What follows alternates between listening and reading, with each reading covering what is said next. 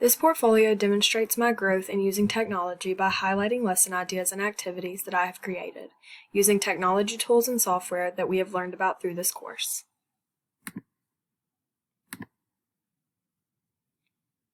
This page is what I am most proud of this semester because I had never created a digital storybook before, and I am very proud of how it turned out considering all the parts that are included.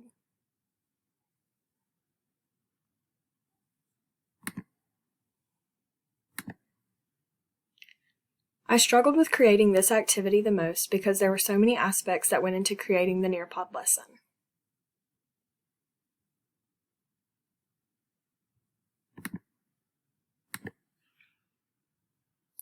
I am most likely to use digital storytelling in the future because it is a very personalized, creative way for students to show what they have learned through the use of critical thinking and creativity.